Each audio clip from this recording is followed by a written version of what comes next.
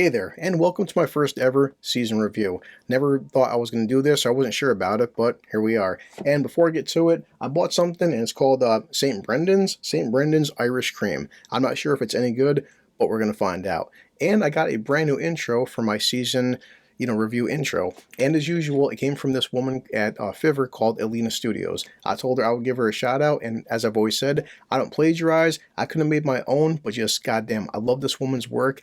We talked a little bit, and I expected this to take a couple days. It took a matter of hours. She sent it back. I looked at it, loved it. Hope you guys do as well. Before I get into it, well, I'm going to tell you what my first season review is about. It's about this show that came out on Amazon, and it's called Night Sky. It stars the man and the legend, J.K. Simmons. He plays a character called Franklin, and his wife is Sissy Spacek. She plays a character called Irene. And, well, it's not the best show in the world. I want to tell you about it and why. But before we get there, hey guys, have a toast. Hope you like the intro.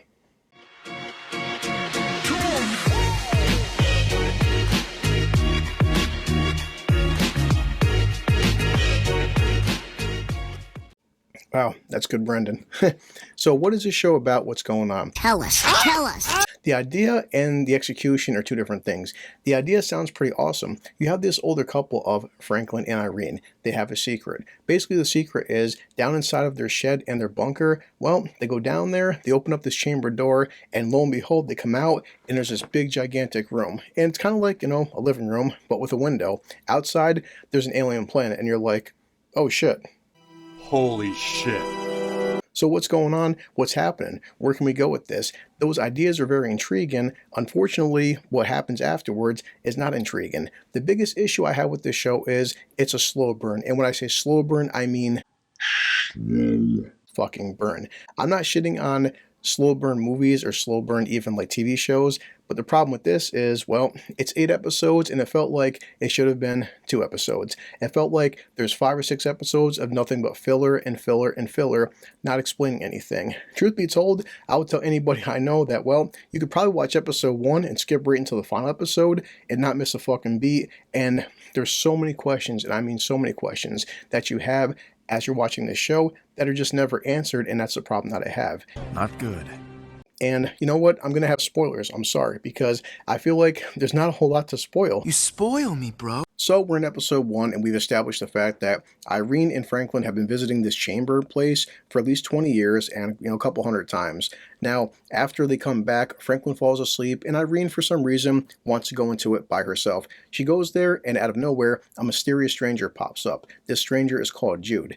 And, she drags him out of there. Franklin wakes up. He drags him back into the house. Even in the trailer, it's intriguing. Franklin's like, well, okay, is this guy human? Is he an alien? Where did he come from? Do you think he's some kind of alien? He could be dangerous. He has amnesia, and he doesn't know. We don't know. It's never fully explained during this entire 8 episodes where he actually comes from. And just if he knows at some point, if he gets his memory back, we have no idea. During the next episode, he takes a razor and he cuts what appears to be a tracker out of his leg. He then breaks the tracker. So then we get the character of Stella and her daughter, Tony. And, I mean, you're not sure what country they're from. You're assuming it's somewhere in South America, going by their accents. But they have a friend pop up, and his name is Cornelius. He wants Stella to go on a mission. You can tell there's history there, but again, never explained. Now, Stella has been keeping her daughter Tony her entire life, very sheltered, not having friends, and holding a secret. Lo and behold, well, Franklin and Irene don't have the only chamber in town. There's another chamber. So Stella finally shows her daughter Tony the chamber, and they teleport. Teleport to Vegas, huh? To America. Then they have a friend named Nick. During the next few episodes, Nick is talking to Stella and Tony about history. There's history there. We're still not sure what the history is. Stella is keeping so many secrets from her daughter, and as a viewer, we still don't have any answers to these secrets. Eventually, the name gets brought up when they mention Jude. The name is called Apostate. What is Apostate? Still fucking no clue. Stella and people that know her, this guy Cornelius and the character of Nick, they're what they call guardians. What are the guardians? No idea. And even, why are they hunting Jude for? What do they want from Jude? No idea.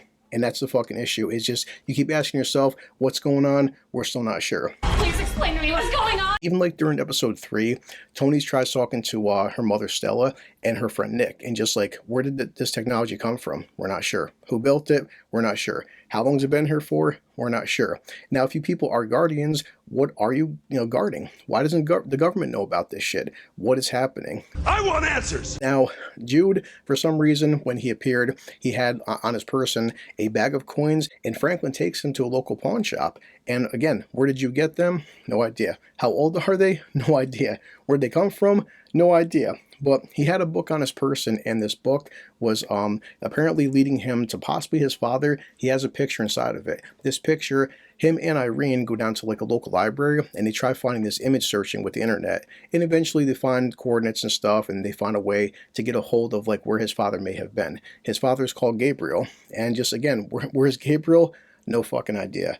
We get like a lot of backstory, and I'm not against this in a different kind of show. There's so much backstory with the character of Frank and Irene and their granddaughter Denise. They have an estranged granddaughter because, well, again, I'm going to spoil this. They had a son that died 20 years ago. Their son Michael had some tragedy. Basically, he committed suicide. And, during the course of the show, Denise is always wondering why her grandmother, why she's so estranged for her, why she's pushing her away. I mean, there is some good emotional moments. In episode 7, Denise is looking at her grandmother like, Grandma, why are you always pushing me away for? And she feels guilty, as any parent would. She feels guilty to the fact that as a mother, she felt like she failed her son. I failed you. We have, the character Byron, which is the next door neighbor to Franklin and Irene. He's always curious of why Franklin and Irene keep mysteriously going out in the middle of the night towards this shed. He slowly, during the course of the next few episodes, he builds up a weird kind of friendship with Franklin. Eventually, Franklin shows him the bunker. But then Jude takes the thing that powered the bunker out of there, and then eventually Byron and Franklin find a way to power the bunker back on. They did it! They got it working! Franklin made these like kind of weird spacesuits, which apparently, you can hop on the internet, and the internet, you can find a way to make spacesuits. Bullshit. In the finale episode, Franklin tells Irene that, you know what, I have to go back out there and I got to find Byron, because if his body's out there and if he's dead, well, I got to tell his wife, because any wife should know the fact that her husband just died on an alien planet. Is he dead? Franklin has his spacesuit, he goes out there, and of course, the oxygen tanks aren't working that good, and he passes out, which I saw it coming. Franklin's not dead. He looks up, and Irene takes off his helmet. She's in this alien planet, and she's breathing the air just fine. And okay, so now they're on an alien planet. Byron is nowhere to be found. His body's nowhere to be found. What the hell's going on? The final shot is Franklin and Irene, they're walking, and they see this big kind of cavern, this big like crater and stuff, and we see, I guess maybe human technology? I'm not sure. It looks like houses have been built in the distance. It almost looks like the village that Stella and Tony, where they came from. The problem is, we're not sure. And that's the end of the fucking episode and the end of the series. And that's it. I'm out of here. But before I go... No, before I say that, the problem we'll have is with the show. The problem is just like, get all the questions I've already posted to you guys that, this technology, what's going on? Who are these people? What's happening? We have no fucking idea. I get the backstory. I get the flashbacks of showing, Michael when Franklin and Irene were younger. I get showing Denise want to hear more about her father because she grew up not knowing her father. That's all fine for a different kind of drama. But this is a sci-fi show. This is a sci-fi show with endless possibilities. At one point, wasn't Nick there? Nick, they're at a hotel room with Stella and Tony. And Stella's walking by from a vending machine, and she hears Nick talking to some hooker about, hey, these things, they're everywhere. They're all across the universe and stuff, and there's so many of them, and he's drunk, and the hooker doesn't take him seriously. But that's the point is, there's so much you could be doing with this, and why don't you for? I want the truth. I could generously make this a 2-hour movie, but in all reality, you can make it a fucking 90-minute movie. If this was a simple film with sequels, it may have worked. But the problem I have is, after 8 episodes, I'm like, God damn, guys, I'm just like, boring. I have no problem, again, with filler, but Jesus Christ, you'll have an episode on fast forwarding where it's like 25 minutes of Franklin playing chess with Jude. Awesome, but doesn't help the storyline, go further. There's a sequence with you have Denise there. She's trying to get to know Jude, who is her grandparents' caretaker. They're going out to a bar. They're having karaoke. They're having a good time, and it just drags on and on and on. And I keep thinking to myself that, again, you give me answers.